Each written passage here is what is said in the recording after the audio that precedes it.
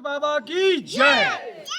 सतनामी समाज के लिए, सतनामी पंथ के लिए अगर छत्तीसगढ़ में सबसे पवित्र जगह है तो वो है गिरौदपुरी। रायपुर से करीब 150 किलोमीटर दूर जगह है ये। बलौदा बाजार और कसोल के आगे में पड़ता है। इस पवित्र भूमि में बाबा जी ने जन्म लिया और तपस्या भी यहीं पर की आपने। लंबी तपस्या की। एक अमृत कुंड देखना है, इसकी भी बड़ी महत्ता है। ये पहाड़ों से घिरा हुआ जगह है। इसके साथ में पूरा जंगल है। जंगल में औषधि पौधे हैं। क्या नाम है आपका? मेरा नाम मोहम्मद यारे है जी। मैं अमृत कुंड का सेवक हूँ जी इसमें लोगों को मैं जल पिलाता हूँ। जी।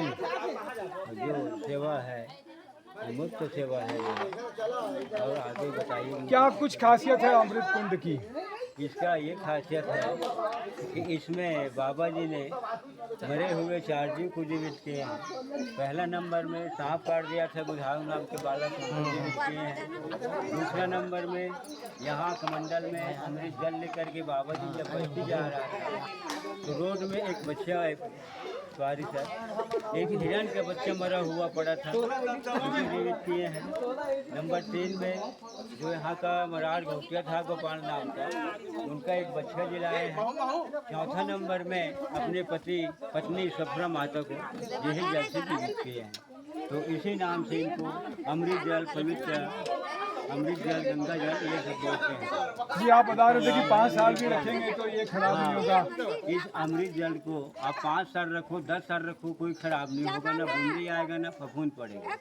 अगर आप फिल्टर करना चाहते हैं तो दूसरा वाला पानी ले लो बोतल में और ये पानी ले लो, अलग अलग रखो और 15 दिन के बाद ये पानी को देखना और अगले पानी को देखना। तो जो दूसरा बोतल का पानी है वो जाली पड़ जाएंगे, फफूंद आ जाएंगे, लेकिन इस जल में कोई फफूंद न कोई जल नहीं आएगा है। जी जी जी।